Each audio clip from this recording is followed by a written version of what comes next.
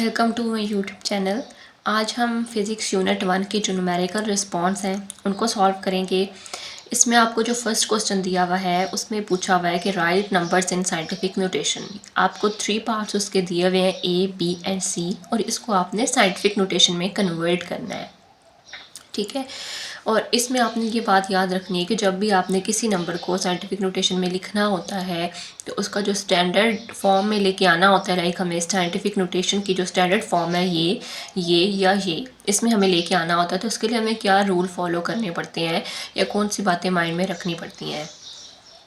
तो इसमें सबसे पहली बात ये है कि हमने जो पहला नॉन ज़ीरो डिजिट होता है ना, जैसे 1 है यहाँ पे, इससे नीचे वाले में तो ये डिफरेंट जो है सिनेरियो है, इसको मैं बाद में एक्सप्लेन करूँगी। या जैसे ये वाला है 469.3, तो इसमें हमें पहला नॉन ज़ीरो डिजिट कौन सा है, 4। तो पॉइंट को हमें पहले नॉन ज़ीरो डिजिट के बाद लिखना होता है और उसको 10 की पावर में एक्सप्रेस करना होता है। तो जैसे ये हमारे पास 1 2 3 4, इसमें तो पॉइंट है ही नहीं, तो आप पूछेंगे कि हम इसको मूव कैसे करेंगे। तो जब भी किसी वैल्यू में पॉइंट के बाद पॉइंट नहीं लगा हुआ तो इसका ये मतलब होता है कि जैसे ये 1 2 3 4 है, तो इसका मतलब है कि जैसे हम पॉइंट के बाद कहीं पे 0 0 लगा हुआ होता है तो पॉइंट के बाद हम 0 की कोई वैल्यू कंसिडर ही नहीं करते, उसको इम्पोर्टेंस नहीं देते। ठीक है, तो इसका क्या मतलब, आपने ये जो है एज्यूम करना है कि ये वैल्यू हमें इस तरह से दी हुई है 1 2 3 4 पॉइंट, इसके बाद 0 जितने भी आप लगा लें, इट डजेंट मैटर। ठीक है, तो अब हमने जो है वो 0 पॉइंट यहाँ पे लगा हुआ है, तो हमने इसको पहले नॉन ज़ीरो डिजिट के बाद यहाँ तक मूव करवाना है। तो यहाँ एक जो है ये एक डिजिट मूव किया, यहाँ से दूसरा डिजिट मूव किया, सॉरी एक मैं स्किप कर गई हूँ, 1 2 और 3। तो यहाँ से पॉइंट को हमने 3 डिजिट्स लेफ़्ट हैंड साइड की तरफ मूव किया है। तो जितना डिजिट आप मूव करते हो तो आपने वो नंबर 10 की पावर में लिखना होता है। जैसे ठीक है, आपने 10 लिखा, कितने मूव करवाए हैं, 3 मूव करवाए हैं आपने, 10 की पावर 3 लिखा, साथ में यहाँ पे आपने 1.23 लिख देना है। ठीक है, क्योंकि आपने 1 के बाद पॉइंट जो है वो मूव करवा कर लेके आए हैं। अब दूसरी बात कि आपने यहाँ पे प्लस लिखना है या माइनस लिखना है 3 के साथ। इतना तो पता चल गया ना कि पॉइंट को आपने 3 डिजिट्स मूव किया, तो इस वजह से 10 की पावर में 3 लिखा है। अब ये नहीं पता कि पॉजिटिव लगाना है साइन या नेगेटिव लगाना है। तो इसके लिए आपने याद रखना है कि जब भी हम राइट हैंड साइड से लेफ़्ट हैंड साइड की तरफ मूव करते हैं तो हमने जो साइन है वो पॉजिटिव लगाना होता है। इस तरह से जब हम लेफ़्ट से राइट की तरफ मूव करते हैं तो आपको साइन नेगेटिव लगाना होता है, माइनस का साइन लगाना होता है। अब यहाँ पे आप किस तरफ गए हैं, राइट से लेफ़्ट हैंड साइड की तरफ गए हैं, तो हमें जो है वो पॉजिटिव लगाना होगा, तो ये +3 आएगा। तो इस तरह से ये इसका आंसर 1.234 एक्सपोनेंट +3 आ जाएगा। ठीक है, अब जो बी पार्ट है ये थोड़ा सा डिफरेंट है, वो इस वजह से कि आप ये कह सकते हैं कि हमने जो ए पार्ट सॉल्व किया उसमें 1 के बाद हम पॉइंट लेके आए थे, यानी कि पहले डिजिट के बाद। तो यहाँ पे तो पहले से ही पहले डिजिट के बाद पॉइंट मौजूद है, तो इसको हम जो है वो पॉइंट को क्यों मूव करेंगे, या सिंपली हमने इसको एज इट इज़ रखना है और सिर्फ कोई पावर लगा देनी है, ऐसा नहीं है। वो इस वजह से कि जो ऊपर जो हमारे पास ए पोर्शन था उसमें ये था कि हमारे पास पहला जो डिजिट था वो नॉन ज़ीरो था, 1 था, लेकिन यहाँ पे तो 0 है। तो 0 के बाद पॉइंट आल्दो पहले डिजिट के बाद लगा हुआ है, लेकिन हमें 0 के बाद पॉइंट नहीं लगाना, हमें पहले नॉन ज़ीरो डिजिट के बाद पॉइंट लगाना होता है। ठीक है, तो यहाँ पे वो कौन है, 23 जैसे लिखा हुआ है ना, तो पहला नॉन ज़ीरो डिजिट 2 है, तो इसके बाद हमें यहाँ पे पॉइंट लेके आना है। ठीक है, तो इसके लिए क्या करेंगे, यहाँ से यहाँ पे मूव किया, 1 हो गया, 2 3 4 और 5। ठीक है, तो इसका मतलब है आपने पहले लिख लिया 2.3, 10 की पावर में आपने 5 लिखना है क्योंकि आपने 5 डिजिट्स मूव किए हैं। अब पॉजिटिव या नेगेटिव, अब यहाँ पे हम लेफ़्ट से राइट की तरफ आए तो नेगेटिव साइन आएगा, तो यहाँ माइनस आएगा, इस वजह से इसका आंसर जो है 2.3 एक्सपोनेंट -5 बन जाएगा। ठीक है, जो सी पार्ट है उसमें हमें दिया हुआ है 469.3 एक्सपोनेंट 5 मीटर। अब यहाँ पे जो हम साइंटिफिक नोटेशन को बेसिकली एक्सप्लेन करते हैं, डिफ़ाइन करते हैं, उसमें हम ये कह रहे होते हैं ना कि साइंटिफिक नोटेशन जो है उसमें हमने बेसिकली 10 की पावर में रिप्रेजेंट करना होता है। ठीक है, तो यहाँ पे 10 की पावर में तो ऑलरेडी रिप्रेजेंटेड है, लेकिन फ़र्क क्या है कि यहाँ पे जो पहला नॉन ज़ीरो डिजिट है उसके बाद पॉइंट नहीं मूव हुआ हुआ, ये काफ़ी आगे है तो हमें यहाँ पे मूव करवाना है। ठीक है, तो 10⁵ तो पहले से है, तो अब जब मैं जितना भी पॉइंट मूव करूँगी ना तो उसको फिर मुझे इसमें ऐड करना पड़ेगा। ठीक है, तो 5 तो पहले से है। अब अगर मैं यहाँ पे लेके जाती हूँ तो एक लाइक हमने एक डिजिट मूव किया, यहाँ पे लेके आई तो 2 डिजिट्स मूव किए हैं, तो ये क्या हो जाएगा कि 4.69। अब आपने कितना मूव करवाया, 10⁻² मूव करवाई है। आप राइट से लेफ़्ट की तरफ गए हो, ठीक है, यहाँ राइट पे था ना, राइट से आप लेफ़्ट की तरफ गए हो तो +2 आएगा। और ठीक है, और जो साथ में 10⁵ जो है वो तो पहले से था, तो अब 4.69 हो जाएगा। और जब हमारे पास ये इनकी बेसिस सेम होती हैं तो उनकी जो पावर है वो ऐड हो जाती हैं, तो यहाँ पे +5 और +2 मिलके कितना बना देंगे, +7 बना देंगे। तो इस वजह से हमने आंसर जो है 4.69 3 एक्सपोनेंट 7 इसका हमने आंसर जो है वो लिख देना है। ठीक है, इसके बाद है हमारे पास जो ये सेकंड क्वेश्चन है, इसमें हमने एक्सप्रेस करना है इन मेजरमेंट्स को प्रीफिक्सेस की फॉर्म में। ठीक है, उसमें हमें 2 पार्ट्स दिए हुए हैं टोटल। सबसे पहले जो हमें इसमें दिया हुआ है वो है 27.5 × 10⁻⁻10 मीटर।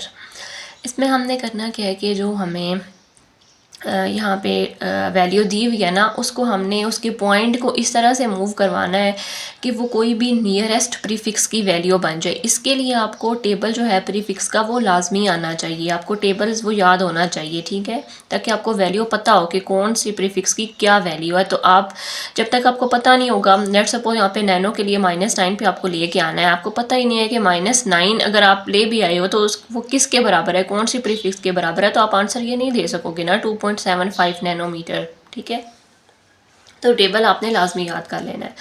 अच्छा, अब हम इसको लेकर चलते हैं।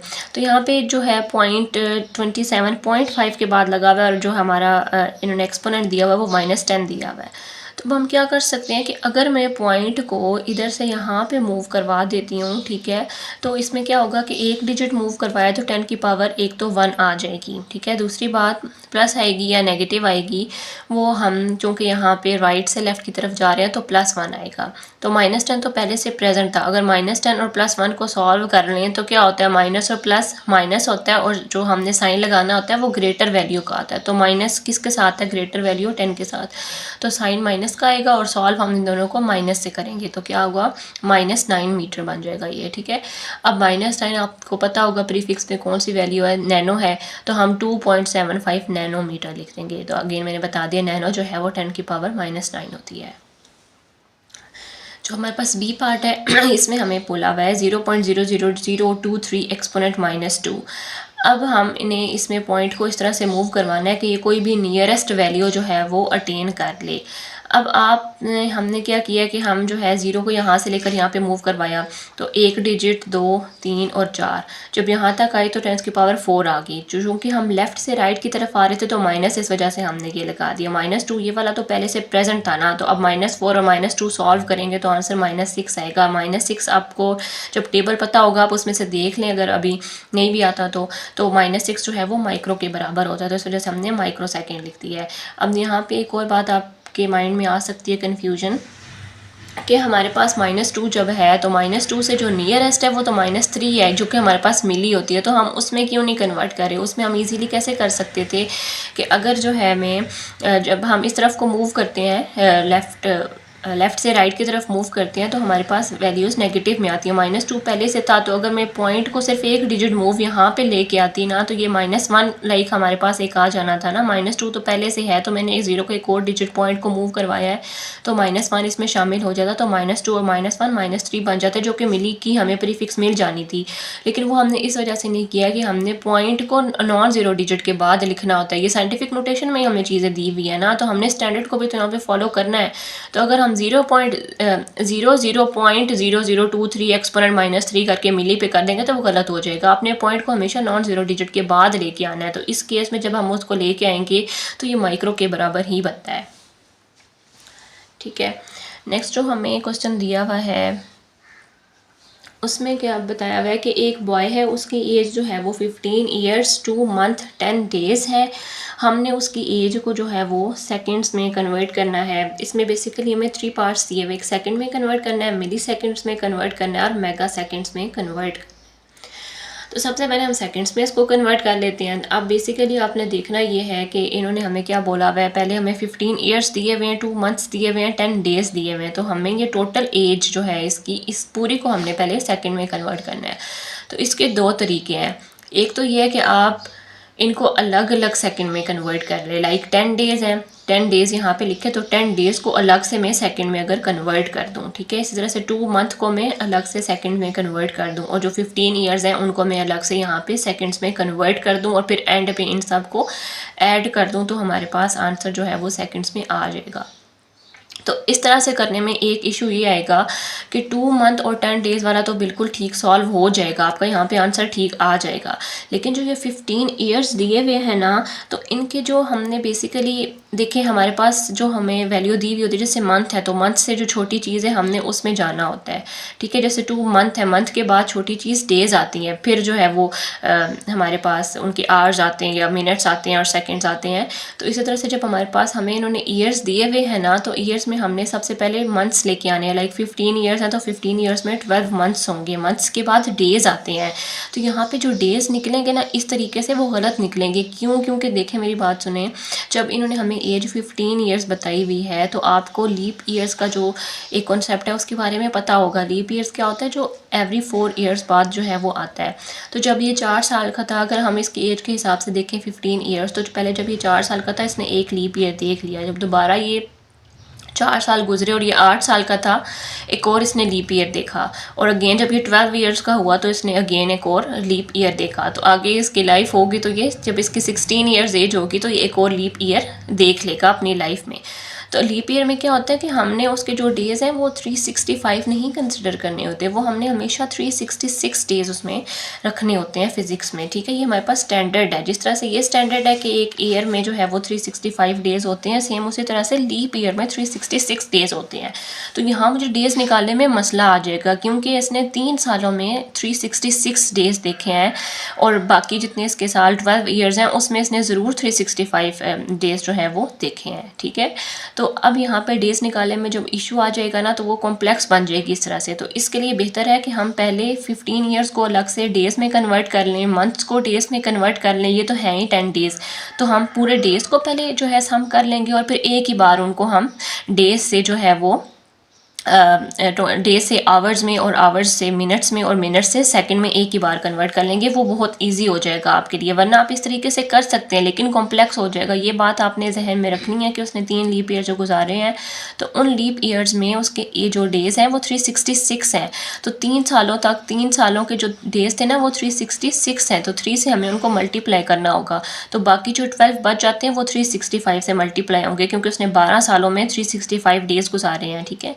तो अब इसके हमने यहाँ पे टोटल डेज़ पहले मैंने निकाल लिए कि 3 सालों में 366 देखे और 12 सालों में उसने 365 डेज़ देखे। तो मैंने दोनों को सम करके हमारे पास जो टोटल यहाँ पे डेज़ ईयर के हिसाब से निकले हैं ना, कि उसने 15 सालों में कितने दिन गुजारे हैं, कितने डेज़ गुजारे हैं, तो वो 5478 डेज़ निकले हैं हमारे पास, ठीक है।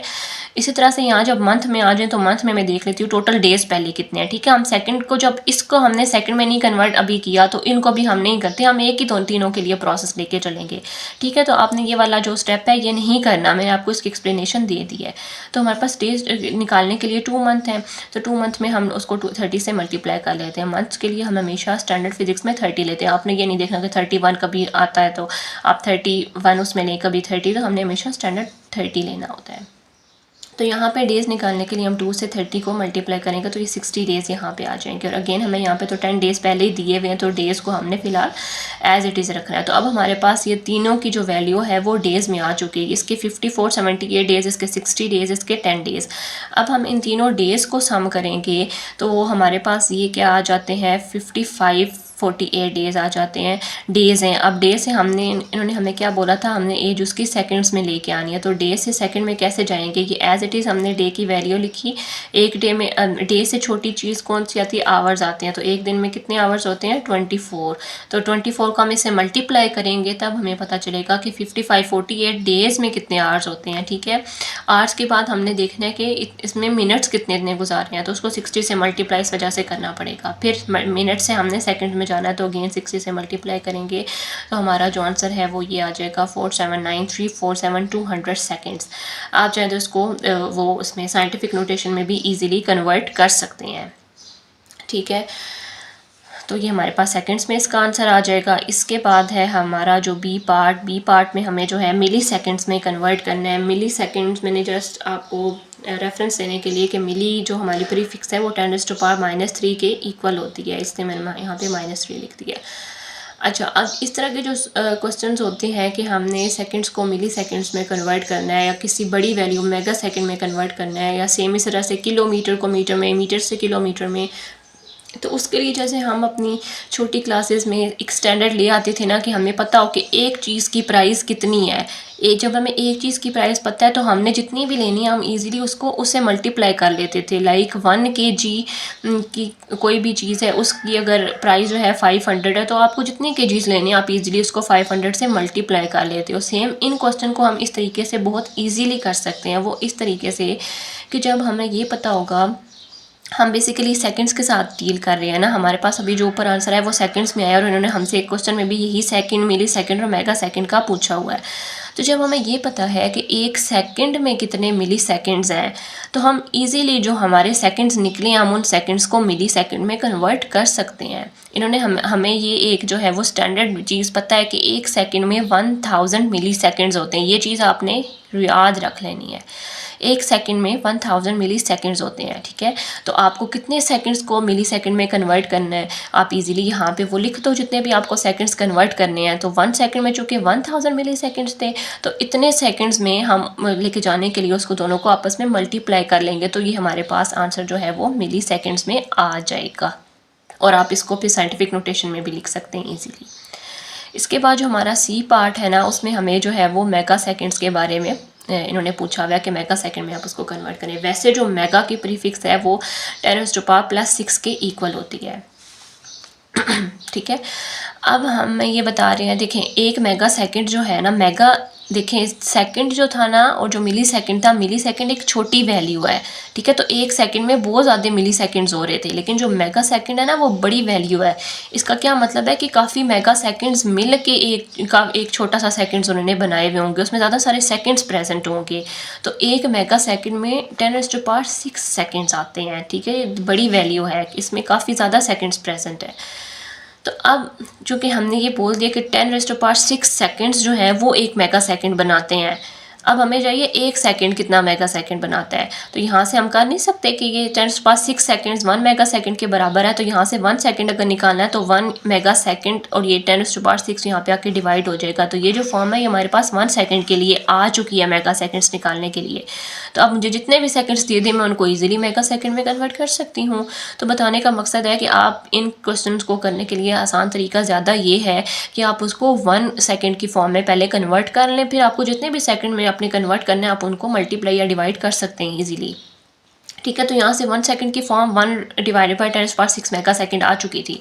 हमें कितने सेकंड्स ऊपर निकले थे ये आप लिख लें यहाँ पे, तो उनको हम 10⁻6 से डिवाइड कर देंगे। यहाँ पे मैंने इसको ओपन करके लिख दिया है। तो ठीक है, तो आप इनको डिवाइड कर लें तो आंसर आपके पास जो है वो सिंपली ये आ जाता है। आप इसको साइंटिफिक नोटेशन में भी ईजिली कन्वर्ट कर सकते हैं। इतने ओके। नेक्स्ट क्वेश्चन 4 है हमारे पास, how many kilometres are there in 25 micrometres. हमें बताना है कि 25 माइक्रोमीटर्स में कितने किलोमीटर्स हैं। अब इसमें आप गौर करें, जो माइक्रोमीटर्स हैं वो मीटर्स की सब डिवीज़न है ना। लाइक मीटर्स को जब हमने बहुत छोटा छोटा कर दिया, माइक्रो तक ले गए, तो वो माइक्रोमीटर बन गया 25 माइक्रोमीटर। तो अगर हम पहले ये देख लें ना कि एक मीटर में कितने जो है वो किलोमीटर्स हैं, फिर एक माइक्रोमीटर में कितने जो है किलोमीटर्स हैं, और फिर 25 माइक्रोमीटर्स में कितने जो है किलोमीटर्स हैं, तो बहुत ईजिली सॉल्व हो जाएगा। तो इसके लिए हम सबसे पहले मैंने ये लिख लिया कि एक मीटर में हमारे पास 10⁻³ किलोमीटर होते हैं। अब मैंने देखना है कि एक माइक्रोमीटर में 1 माइक्रोमीटर में कितने किलोमीटर्स हैं। तो उसके लिए मैं क्या निकालूंगी कि 1 मीटर में तो पता है 10⁻³ है, तो वो तो मीटर यहाँ पे आ रहे हैं। तो माइक्रो का मैंने चूँकि इजाफा किया है कि माइक्रोमीटर में कितने किलोमीटर्स निकलने हैं, तो हमने सिंपली जो है वो माइक्रोमीटर को इससे मल्टीप्लाई कर दिया। 10⁻³ तो था ना, जो ये हमारे पास 1 मीटर में किलोमीटर्स आ रहे थे, तो 1 मीटर में हमें पता है इतने किलोमीटर्स हैं, तो एक माइक्रोमीटर के लिए हम उसको सिंपली मल्टीप्लाई कर देंगे आपस में। तो 1 माइक्रोमीटर में अभी तक हमारे पास 10⁻⁹ किलोमीटर्स आ गए हैं। तो 1 माइक्रोमीटर में पता चल गया कि 1 माइक्रोमीटर में 10⁻⁹ किलोमीटर है। तो जितने भी अब हमें माइक्रोमीटर क्वेश्चन में पूछे होंगे तो हम इजीली निकाल सकते हैं। सेम जैसे एक चीज़ की प्राइस पता है तो जितनी ज़्यादा की हमें पाई करनी है तो हम सिंपली उसको मल्टीप्लाई कर लेते हैं। तो 1 माइक्रोमीटर में चूँकि 10⁻⁹ किलोमीटर है, तो 25 माइक्रोमीटर्स में कितने किलोमीटर्स होंगे? Simply we will multiply 25 with this value. तो इस तरह से हमारे पास आंसर जो है वो आ जाएगा कि हमारे जो 25 माइक्रोमीटर्स है उसमें कितने किलोमीटर्स हैं, तो वो इतने आ जाएंगे। हमारे पास 25x⁻⁹ आएंगे। अगर हम इसको साइंटिफिक नोटेशन में रिप्रेजेंट करना चाहेंगे तो कैसे करेंगे? यहाँ पे लाइक पॉइंट लगा हुआ है, तो पॉइंट को एक पीछे मूव करवाएंगे, राइट से लेफ्ट की तरफ गए हैं तो ये +1 आ जाएगा। तो +1 और -9 सॉल्व करेंगे तो -8 आंसर हमारे पास आ जाएगा। ठीक है, इसके बाद जो है वो क्वेश्चन है हमारे पास क्वेश्चन 5। इसमें हमसे जो है वो 2 क्वेश्चंस इसमें दिए हुए हैं, 2 पार्ट हैं बेसिकली इसके। पिच और लीस्ट काउंट फाइंड करनी है पहले वर्नियर कैलिपर के लिए, और बी पोर्शन में हमें फाइंड करनी है बी पोर्शन में हमें स्क्रू गेज के लिए फाइंड करनी है। तो पहले ए पार्ट सॉल्व कर लेते हैं। इसमें बोला हुआ है कि वर्नियर कैलिपर की हमें पिच भी फाइंड करनी है, लीस्ट काउंट भी फाइंड करना है उस वक्त जब हमारी स्मॉलेस्ट डिवीजन मेन स्केल की 1 मिलीमीटर है और जो टोटल डिवीजन है वर्नियर स्केल की वो 20 है। ठीक है, अब आपको पता होगा कि हमारे पास जो हमारे पास वर्नियर कैलिपर है तो उसका एक मेन स्केल होता है और एक वर्नियर स्केल होता है। मेन स्केल जो हमारे पास ऐसे थोड़ा सा लेंथी होता है, ऊपर बना हुआ होता है, छोटा सा नीचे होता है, वो वर्नियर स्केल होता है। ठीक है, तो मेन स्केल ये आ गया और हमारे पास नीचे वाला वर्नियर स्केल आ गया। तो उन्होंने स्मॉलेस्ट डिवीजन बोली हुई है कि जो मेन स्केल है इसकी जो स्मॉलेस्ट डिवीजन है वो 1 मिलीमीटर है और टोटल डिवीजन जो वर्नियर स्केल की है वो यहाँ पे 20 है। तो अब पहले अगर पिच फाइंड करनी है, दूसरे नंबर पे हमें लीस्ट काउंट फाइंड करना है। पिच वर्नियर कैलिपर की होती नहीं है क्योंकि पिच जो है वो सिर्फ डिफाइन ही हम स्क्रू गेज के हवाले से करते हैं कि जब उसकी एक रेवोल्यूशन कंप्लीट होती है तो जो उसका डिस्टेंस कवर किया हुआ होता है स्पिंडल ने, तो वो हम पिच वहाँ पे डिस्कस करते हैं। वर्नियर कैलिपर की पिच नहीं होती। तो बी पोर्शन हम फाइंड आउट कर लेते हैं जिसमें हमें लीस्ट काउंट फाइंड करना है। लीस्ट काउंट के लिए smallest division on the main scale को डिवाइड करना है total division on the vernier scale से। तो ये हमें क्वेश्चन में दोनों वैल्यूज गिवन है। स्मॉलेस्ट डिवीजन मेन स्केल की ये दी हुई 1 मिलीमीटर और वर्नियर स्केल की टोटल डिवीजन जो है वो 20 दी हुई है। तो 1 डिवाइडेड बाई 20 करेंगे तो आंसर जो है, चूंकि हमें जो 1 मिलीमीटर दिया हुआ था ना, तो आंसर ऑटोमेटिकली मिलीमीटर्स में आएगा 0.05 मिलीमीटर्स। तो अब हम इसको कन्वर्ट सेंटीमीटर में करना चाहेंगे। ठीक है, क्योंकि लीस्ट काउंट इनका जो स्टैंडर्ड है वो सेंटीमीटर्स में होता है, तो उसको हमें सिंपली डिवाइड कर देना है 10 से, तो आंसर जो है वो मिलीमीटर से सेंटीमीटर में कन्वर्ट हो जाएगा। ठीक है, इसके बाद जो इसका बी पोर्शन है ना, उसमें हमने जो है वो स्क्रू गेज के लिए पिच और लीस्ट काउंट दोनों चीज़ें फाइंड करनी है। तो इसमें बोला हुआ है कि स्क्रू गेज का पिच और लीस्ट काउंट फाइंड करें अगर जो स्मॉलेस्ट डिवीजन है स्क्रू गेज के मेन स्केल की वो 0.5 मिलीमीटर है और इसका जो मूवेबल स्केल है उसकी 50 डिवीजन है। तो सबसे पहले पिच फाइंड कर लेते हैं। पिच आप इसके टॉपिक में भी जाकर देख सकते हैं। इसकी जो डेफिनेशन दी हुई है वो यही है कि जो इसका जो स्पिंडल है ना, जब उसकी एक रेवोल्यूशन कंप्लीट हो जाती है, जितना डिस्टेंस मूव किया हुआ होता है वो उसकी पिच होती है और वो 0.5 mm होती है। ठीक है, फिर सेकंड इसका जो बी पार्ट है, हमें इसमें लीस्ट काउंट फाइंड करना है। तो लीस्ट काउंट जो स्क्रू गेज के लिए फाइंड करना है वो pitch divided by total number of division से हम निकाल सकते हैं। तो पिच जो है वो 0.5 mm है और नीचे जो टोटल नंबर ऑफ डिवीजन्स है वो हमें यहाँ पे दी हुई हैं, 50 डिवीजन्स दी हुई हैं। दोनों को डिवाइड करें, चूँकि ये मिलीमीटर में है तो आंसर ऑटोमेटिकली मिलीमीटर्स में आएगा। तो 0.01 मिलीमीटर आया है। तो अब हमने इसको जो है वो सेंटीमीटर में कन्वर्ट करना है। तो कैसे करेंगे? 0.01 को 10 से डिवाइड कर देंगे तो आंसर 0.001 सेंटीमीटर आ जाएगा। तो ये हमारे 5 क्वेश्चंस कंप्लीट हो गए हैं। हमारे पास 6 क्वेश्चन, इसमें हमें एक डायग्राम दी हुई है। ठीक है, वर्नियर स्केल बेसिकली शो किया हुआ है, वर्नियर स्केल और मेन स्केल, और उसकी कुछ रीडिंग्स शो की हुई हैं। हमने इन्हीं जो उन्होंने रीडिंग दी हुई है हमने उसको जो है वो देखना है कि कितनी, और हमने वो आंसर करने हैं। ठीक है, ये क्या आपको दिखा रहे हैं और आपने वो रीडिंग बतानी होगी। तो हमें जो यहाँ पे 2 स्केल दिए हुए होते हैं, तो मैंने जो ये पेंसिल से ड्रॉ की ये मेन स्केल है, जो रेड से ड्रॉ किया हुआ है ये वर्नियर स्केल है। ठीक है, और आपकी बुक में ये सेंटीमीटर में ही दिए हुए हैं, तो ये भी सेंटीमीटर में है। आल्दो मैंने इनमें स्पेसिंग ज़्यादा रखी हुई है। ठीक है, बुक में आपको बहुत छोटी सी बनी हुई है, लाइक 0 से 1 में इतना डिस्टेंस नहीं है जितना मैंने रखा हुआ है, या जितनी यहाँ पे छोटी डिवीजन है इनमें भी इतना डिस्टेंस नहीं है, मैंने थोड़ा सा बड़ा बनाया है इसको, ठीक है। तो मेन स्केल और वर्नियर स्केल आ गया। तो ए पोर्शन में आपको बोला हुआ है कि मेन स्केल की रीडिंग बतानी है। तो मेन स्केल की रीडिंग बताने के लिए हमने मेन स्केल को ही देखना होता है, लेकिन मेन स्केल में हमने ये देखना होता है कि मेन स्केल की कौन सी जो रीडिंग है, कौन सी लाइन है वो वर्नियर स्केल के 0 से कोइंसाइड कर रही है, ठीक है। तो हम इसके लिए ईजी ये है कि मेन स्केल की रीडिंग अगर फाइंड करनी है तो हम वर्नियर स्केल के सिंपली 0 को देख लेते हैं। वर्नियर स्केल का 0 कहाँ पे है, ये है 0।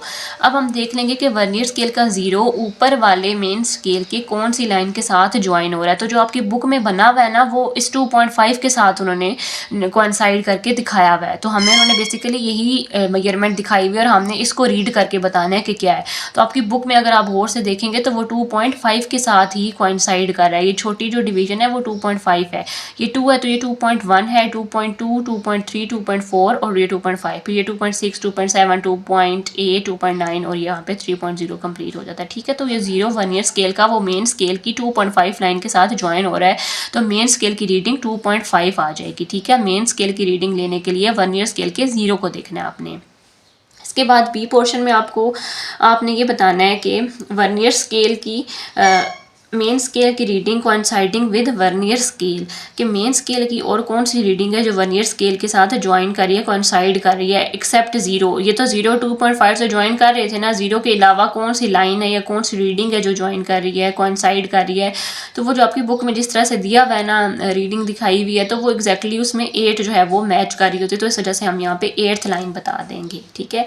बाकी आपको ये लाइक इनकी रीडिंग लेनी तो आती होगी, लेकिन जो हमें बुक में दी हुई है ना, हमने उसी डायग्राम को देख के रीडिंग्स बतानी है, तो वो इसी तरह से फिर होगा जो आपको देखने में वहाँ पे बेहतर लग रहा है। इसके बाद हमें ऐसी पार्ट में बताना है कि टोटल रीडिंग आप कितनी है। तो टोटल रीडिंग के लिए हमने करना है कि मेन स्केल की रीडिंग में वर्नियर स्केल की रीडिंग ऐड करके उसको मल्टीप्लाई करवा देंगे लीस्ट काउंट के साथ। तो मेन स्केल की रीडिंग ऊपर क्या आई थी, ये हमारे पास 2.5 आई थी, और जो हमारी ये वर्नियर स्केल की रीडिंग थी वो 8 आई थी। तो ये मेन स्केल की रीडिंग 2.5 लिख दिया, वर्नियर स्केल की 8 लिख दिया, मल्टीप्लाई करना है लीस्ट काउंट के साथ। लीस्ट काउंट किसका, वर्नियर स्केल की बात हो रही है तो उसी का लीस्ट काउंट आ जाएगा जो कि 0.01 सेंटीमीटर है। इनको आपस में सॉल्व कर लें तो हमारे पास आंसर आ जाएगा 2.58 सेंटीमीटर्स में, ठीक है। इसके बाद हमें जो 7th क्वेश्चन दिया हुआ है उसमें हमें स्क्रू गेज की डायग्राम दी हुई है और उसकी मेजरमेंट एक दिखाई हुई है। वो कह रहे हैं कि उसके मेजरमेंट को आप देखें और हमें ये कंसिडर करना है कि एक स्मॉल स्टील की बॉल है जो कि थिम्बल और एनविल के दरमियान में पड़ी हुई है और हम उसका शायद कोई डायामीटर फाइंड करना चाह रहे हैं या वट एवर। तो उसकी हमें कुछ रीडिंग दिखाई हुई है और उस रीडिंग के हिसाब से हमें उस क्वेश्चन के आंसर करने हैं, ठीक है।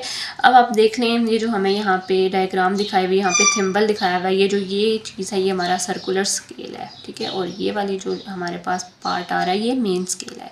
तो सर्कुलर स्केल की रीडिंग ये आ रही है, मेन स्केल की रीडिंग ये आ रही है। सबसे पहले उन्होंने हमसे पूछा कि मेन स्केल की रीडिंग बताएं। मेन स्केल की रीडिंग 6.5 कैसे आई है, मेन स्केल ये है हमारे पास, ठीक है। तो मेन स्केल पे फिलहाल आपको क्या चीज़ शो हो रही है, ये 6 तक पहुंचा हुआ है, देखें ये 0 है, ये 0.51, 1.52, ये 2.5, ये 3, ये क्या है हमारे पास 3.54 और फिर ये 5, इन दोनों के दरमियान 1.5 का डिफरेंस है, 5 और 6, और 6 के बाद ये क्या है 6.5 है। तो अभी हमारे मेन स्केल पे रीडिंग आपको क्या शो हो रही है, ये 6.5 शो हो रही है, ठीक है। 6 के बाद ये अभी तक 7 पे नहीं गया हुआ, जो आपकी बुक में दिखाया हुआ वो 6.5 तक ही है। तो हमें मेन स्केल पे अच्छे से नजर आ रही है 6.5 तक है रीडिंग, तो 6.5 mm लिखते हैं और ये मेन स्केल पे mm पे रीडिंग है, इस वजह से हमने mm यहाँ पे लिखा है। से पूछा हुआ है coinciding division of the circular scale, कि सर्कुलर स्केल की कौन सी डिवीजन मेन स्केल की डिवीजन के साथ बिल्कुल लाइन लाइक बिल्कुल वो कोइंसाइड कर रही है, बिल्कुल मैच हुई हुई हैं। तो आप इन सबको देख लें जो आपकी बुक में दी हुई है, मैंने बिल्कुल उसी हिसाब से बनाया है। तो वो आपकी बुक में जो है ना, ये 45 के बाद जो 46 वाली लाइन है ना, ये बिल्कुल उन्होंने इस मेन स्केल के लाइन के साथ ज्वाइन की हुई है। तो इस तरह से मैंने भी इनको एज इट इज़ बना दी जैसे आपकी बुक में, तो वो अब बुक में देख लें तो वो 46 ही बनती है, ठीक है। इसके बाद जो सी पार्ट है ना, उसमें हमें बोला हुआ है कि अब बॉल जो है ना, इसकी टोटल रीडिंग या टोटल डायामीटर कितना आएगा। तो टोटल रीडिंग के लिए अगेन जो हमने अभी ऊपर फार्मूला जैसे वर्नियर कैलिपर के लिए लिखा था ना, यहाँ पे भी वही लिख लेंगे कि इसमें मेन स्केल की रीडिंग और सर्कुलर स्केल की रीडिंग को ऐड करके मल्टीप्लाई लीस्ट काउंट से कर लेंगे। तो ये हमारे पास 6.5 प्लस 46 हो गया और इसको हमने 0.01 से मल्टीप्लाई कर लिए। यहाँ पे mm में चल रहा है, ऊपर जो था वो सेंटीमीटर में लीस्ट काउंट था, ये फिलहाल mm में चल रहा है। तो यहाँ पे जो रीडिंग है डायामीटर फाइंड करना है, तो 6.96 मिलीमीटर इसका डायामीटर आ जाएगा। आप चाहें तो उसको कन्वर्ट कर भी सकते हैं सेंटीमीटर में, नहीं भी करना तो चूँकि इसकी जो हमें दी हुई है मेन स्केल की रीडिंग वो भी मिलीमीटर्स में ही होती है, तो आपकी मर्ज़ी है। ठीक है, तो ये आपके जो हैं 7 क्वेश्चन यहाँ पे कंप्लीट हो गए हैं। आपका चैप्टर के जितने भी न्यूमेरिकल्स थे वो कंप्लीट हो गए हैं फर्स्ट चैप्टर के।